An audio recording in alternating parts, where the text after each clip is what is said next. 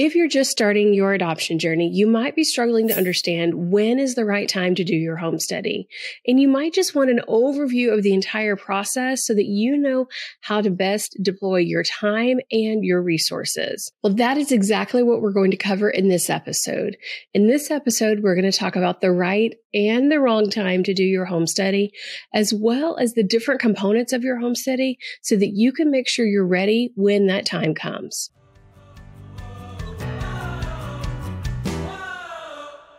Before we dive into today's episode, I want to take just a minute to introduce myself. My name is Amanda, and I'm an adoptive mom on a mission to simplify the adoption process. I do this by teaching you how to adopt and by helping you create and share your adoption profile that is really grounded in what expectant parents want to see. As a matter of fact, I've spent well over 2,000 hours speaking with expectant parents to understand really what makes them choose one couple versus another, and I use that in my profile creation process. If you haven't already done so, I really would appreciate it if you would subscribe to the channel. All you have to do is hit the little subscribe button and then ring the bell icon, and it's going to notify you every time I release a new video. But it's also going to help me within the YouTube algorithms, and so I really would appreciate just a moment of your time to do that. Okay, so to answer the question of when is the right time to do your adoption home study, we first need to talk about the overall adoption process so that you see where in that process it actually slots in, if you will, because there are other decisions that you will have made throughout the journey that will impact what type of adoption home study you actually need. So let's start at the very beginning. And the very first step is to understand what adoption pathway or method of matching that you are going to use. Because if you choose to be a foster family or adopt an embryo or proceed with private adoption, each one of those different types of adoption needs a different adoption home study. So you want to make sure the very first thing you do is determine what type of adoption you're going to pursue. The next thing that you want to do is understand the law in your state, because you may decide that you want to use multiple methods of matching. And if that is the case, you need to, one, understand if that's legal in your state, but two, that's going to have an impact on your adoption home study. The third step in the process is the adoption financial planner. You really need to sit down and understand the way you're going to pay for your adoption so that you're right and ready for all the steps. Because what you don't want to do is have your adoption home study started and completed and you're ready to go live, but yet you don't have the financial plan together of how you're going to complete your adoption opportunity when it exists. Because if you go live because your home study is approved and then you get presented with an opportunity that you can't afford, well, then you have to wait around until you can afford that opportunity or likely another, because you'll likely have to pass on that opportunity, which is heartbreaking. So you want to make sure you have a clear financial plan. I know it may seem weird, like, why do I have to have a financial plan in order to do my home study? But really, you want to maximize the amount of time on your home study. The next is you want to interview adoption partners because you want to pick which partners you're going to use. So if you're going to use an agency, you for sure want to know which agency you're going to use, because different agencies require different home studies. And actually, some agencies require you to use their agency for the home study. So you don't want to go and get a home study created and completed only to find out that it doesn't meet their specifications. And you have to do it again, because then you've just wasted time and money, right? Back to being really wise with your resources. Your resources are your time and your money. So you want to make sure you understand the entire process and flow and learn from somebody who's been there and coached thousands upon thousands of others through the process so that you really make the best use of that. Okay. So then step number 5, finally, you're at the home study phase. That is the right time after you've chosen your adoption partners to really complete and work on your home study.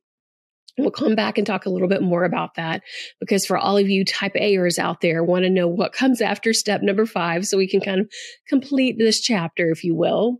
So step number 6 is you need to understand all of the little nuances that come with each different type of matching. So I lovingly call this, inside of the private adoption program, the blueprint for every method of matching, because there are little nuances here or there, depending upon if you're working with an agency, an attorney, embryo adoption, consultant surrogacy, like whatever it is, you have different little nuances that you need to understand there. Okay, so step number 7 is creating and sharing your adoption profile. Obviously, this is the critical step to matching your adoption, so you really want to spend a lot of time to get that right. Then step number 8 is matching and then ultimately finalizing that adoption. Okay, so there you have the 8 steps to the private adoption process, so that you understand where the home study step really needs to occur.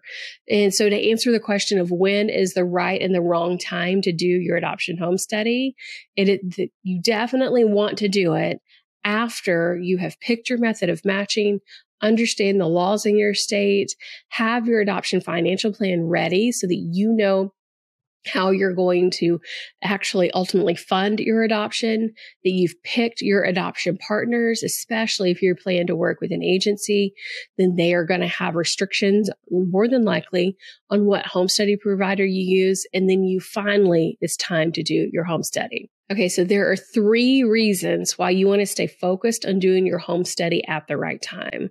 The very first thing that I've shared a little bit already is that certain agencies require different types of home studies. And most of the time, those agencies that require you to work with their partner is not going to allow you to transfer a different type of home study into them. On more than one occasion, someone will pop up in my DMs and say, I went and got my home study done, and now I'm working with this agency and they're requiring me to do it again, and it's going to cost me another $3,000 to get it approved. And my kind of feedback to them is, man, that stinks. There's really no way around that unless you don't want to work with that agency. So it's really important that you know why and what's going on at what time, right? The second is it's only good for a year. So you really want to maximize the amount of time that you have really with that adoption home study. Because if you think about most finalization periods, so that period after you bring baby home, you're going to have another period where you need your home study to be good before you can actually finalize your adoption. So you should budget that you're going to renew your home study one time just because of the length of the process of matching and then bringing baby home and then the finalization steps within that. But if you're not careful, you can end up having to renew it a few more times. And those dollars just add up fast, my friend. It really does make a difference. And then the very third or last reason of why it's important that you do your home study at the right time is that you want to make sure you're planning ahead for any life events. And so life events could be that you're moving or that someone is moving in or out of your house. You really want to think through all of those types of things because they do have an impact on, again, whether or not you have to update your home study. So if you move after you've completed your home study, then you're going to have to go back and redo the paperwork as well as the home inspection. And so that will actually take you out of being live. Or if you have a loved one move in or out of your home during that time, then they're going to have to update the home study, which again takes you out of being live, but yet that overall clock is still ticking on that kind of 1 year good period, if you will, for your home study. Okay, so now that you understand when is the right and the wrong time to do your home study, I want to take just a minute to talk about the 4 phases of your home study so that you can really be ready when the time comes. So the very first phase of the adoption home study process is paperwork. And when I say paperwork, it's a mountain of freaking paperwork. I mean, literally, people will joke like I, delivered a 10-pound baby and I'm like, and I delivered 35 pounds in adoption paperwork. Like it is ridiculous how much paperwork there is. But my best piece of advice for you when it comes to adoption home study paperwork is just to take it one step at a time and treat it like a checklist. Just do the thing, check it off, do the thing, check it off, and keep moving along. The second phase of the adoption home study process is the home inspection. Literally, someone comes to your house and inspects whether or not your home is safe for a child. The third phase is the interview phase, and that's where the social worker that's conducting your home study is going to ask you questions about your parenting style, why you want to adopt, all types of things like that.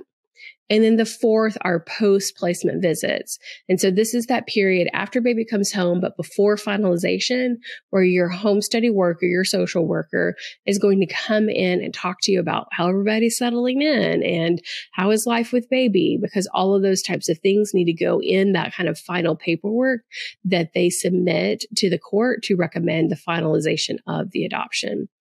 And if you need help preparing for the home study process, you can check out the private adoption program, where I've broken down every single step of the overall private adoption process for you in great detail, and gives you the key decision points, things that you need to prepare, spreadsheets for planning out your financials as it relates to your adoption. And then I actually give you the home study checklist of actually what you need to prepare your home for and really get ready for. And I also talk to you about the different questions that a home study provider will ask you so that you can be ready for that interview phase as well. And I also have other amazing, great resources on the YouTube and the podcast channels dedicated to home study. Matter of fact, I had this interview with Stephanie from Adoption Beyond. She is a licensed social worker who actually creates home studies on a regular basis in the states of Kansas and Missouri. So if you are looking for a home study provider there, I highly recommend Stephanie and her team. But I do recommend that you check out that video before you really get ready for your home study. Well, there you have it, my friend. My recommendations on when is the right and the wrong time to do your adoption home study, a general overview of the entire adoption process so that you really understand where that happens in the process and the key steps and decisions you need to take before you conduct your adoption home study, and then the 4 phases of the adoption home study process so that you can be ready to take action and make the most of your time and resources. Remember, my friend, anything's possible with right plan and support, and I'm here with you every single step of the way. I'll see you soon.